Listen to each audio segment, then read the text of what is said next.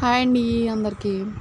So ఇప్పుడు short ఏంటంటే నేను కొత్తిమీర టమాటా పచ్చడి చేస్తున్నాను. సో నా స్టైల్ ఎలా చేస్తాననేది చూపించేస్తాను. ప్రాసెస్ మీరు కూడా చూసేయండి. నచ్చితే లైక్ చేసి షేర్ చేసి సబ్స్క్రైబ్ చేయండి. ప్రాసెస్ చూపించేస్తాను చూసేయండి. సో ఆయిల్లో పల్లీలు శనగపప్పు వేయించేసుకొని అందులో కొద్దిగా కరివేపాకు కూడా వేసి వేయించేసుకొని పక్కకు తీసేసుకోండి. తర్వాత పచ్చిమిరపకాయలు కట్ చేసి పెట్టుకోండి, ఎందుకన్నా మంచిది, లేకపోతే మీదకి పేలుతాయి. సో నేనైతే కట్ చేసి పెట్టేసుకున్నాను. పచ్చిమిరపకాయలు వెల్లుల్లిపాయలు ఒకటి బాగా మీద పడిపోతాయి అనమాట, పేలిపోయి. సో అందుకు జాగ్రత్తగా ఉండండి ఆయిల్ దగ్గర. సో అందుకని పచ్చిమిరపకాయలు వేపేసుకున్నాను. అవి కూడా వేగిపోయాక అవి కూడా పక్కకి తీసేసుకొని తర్వాత కొత్తిమీర అవి కోసి పక్కన పెట్టుకుంటే కొత్తిమీర టమాటా ఇవన్నీ మనకు ఈజీగా ఉంటుంది ప్రాసెస్. లేకపోతే ఇది కోసి అది పెట్టేలోపు అది మాడిపోతాయి కదా.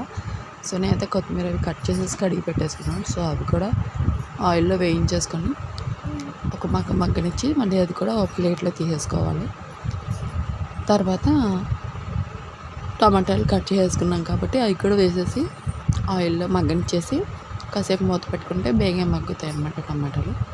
సో అవి కొద్దిగా ఎక్కువసేపు పడుతుంది.